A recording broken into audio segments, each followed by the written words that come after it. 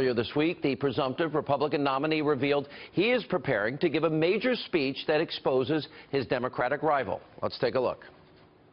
The Clintons have turned the politics of personal enrichment into an art form for themselves. They've made hundreds of millions of dollars selling access, selling favors, selling government contracts, and I mean hundreds of millions of dollars. Secretary Clinton even did all of the work on a totally illegal private server. I am going to give a major speech on probably Monday of next week, and we're going to be discussing all of the things that have taken place with the Clintons. I think you're going to find it very informative.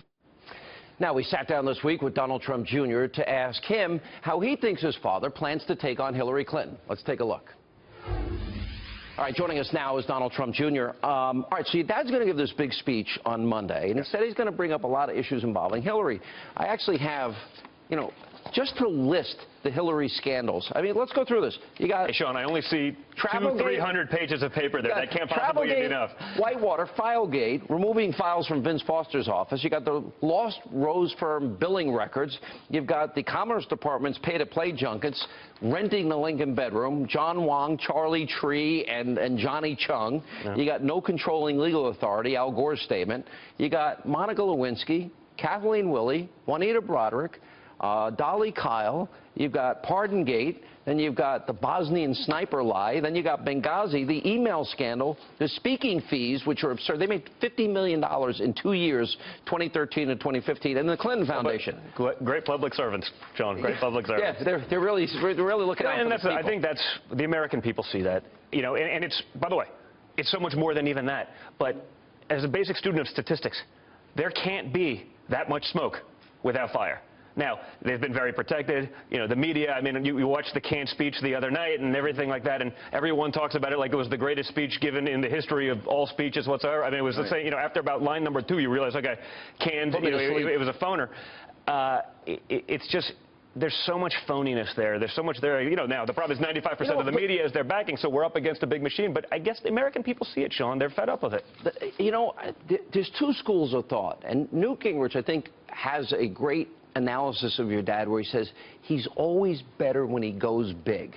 Yeah. If he goes deep into the weeds Monday on the speech that he's going to do about Hillary, isn't it really about the judges? Isn't it about balancing a budget, energy independence, fixing the VA, building our military, sending education back to the states, building the wall, better trade deals? It's about jobs. It's about jobs, Sean. Honestly, if there's one resounding theme to anything that he's done, anything that he's talked about, it's jobs. That's why he's resonating with blue-collar Americans. That's why, some of the union demographics and some of these demographics that wouldn't otherwise ever vote Republican because their bosses tell them not to, that's why all those guys come up to me in the streets and say, hey, tell them to go. It's about, the police officers and all those guys saying, hey, I mean, there's not one of those people who's going to vote because they get it. They see it. He's given the hardworking people of this country a voice, the people that built this country, the people that are the manufacturers, the people that made it what it is and made it great.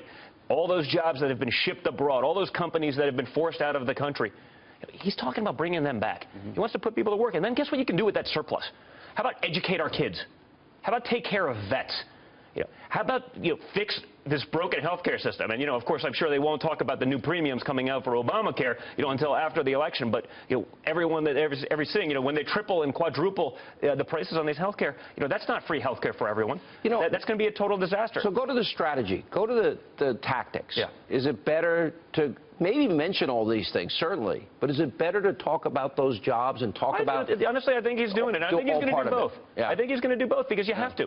Because, the left and with the media, again, 95% of the media is so far on the, it's like they're looking through the world at rose-colored glasses. Everyone's great, everyone's nice, everyone's... I'd love the world to be that way. The problem is we actually have to deal with reality for a change. And, the liberal media has done such a good job of trying to paint her as this angelic, savior of the people. I mean, it's crazy, Sean. I feel like I'm taking crazy pills when I wake up in the morning and I watch the news. Don't watch it. That's what I do. But it was a coronation, and she could barely cross the finish line against a 74-year-old socialist curmudgeon, an angry man. It's pathetic. It's scary, but yet, she's still the anointed one. So, we're not just battling, the DNC. We're battling the entire media machine, and we're going to change this. And my father's done a good job of that. And if there's one thing we get out of that is we change the game. Let people speak their mind. Let people actually talk about the truth for a change. You know, that's what people are forgetting. I mean, we've been fed so many lies over all this thing. When you talk about unemployment, another lie. You know, this fake low unemployment numbers. It's crazy. But I think the most interesting thing when you say jobs, or you sum it up at jobs, is that 1 in 6 American men, 18 to 34, are out of the labor force or incarcerated. And 1 in 5 American families, imagine this, don't have a single family member working. Not one. No, all dependent on government. I don't understand. I mean, the left and their policies all caused all of this.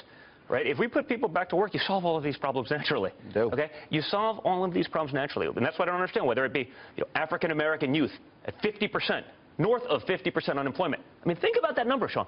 That's scary. That's crazy. If I didn't work as a kid, hey, guess what? You put some of those guys back to work. Same with the Latino community, right? There's a lot of unemployment there. And guess where that unemployment is coming from? They're being undercut by illegal immigration, which is the Democrats. They'd love to let everyone in. They want to ensure their jobs. They want to let them in, let them vote, give them health care, pay for it. You know, the American taxpayer actually has to pay for that. It's not, doesn't just grow on trees. It's not magically, we miracle the health care to everyone. It doesn't work that way. It has to come from somewhere.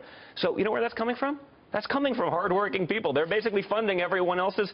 You have 11 it doesn't million, work. You have 11 million illegal people, so now you have 95 million Americans out of the labor force. They're now competing for the limited jobs available, and they're driving down wages if you do get a job. Of course. I mean, all of those people should be voting Republican to end some of this nonsense. It's a farce, but it's something that's been perpetuated within their communities and within their this. I mean, I hear it.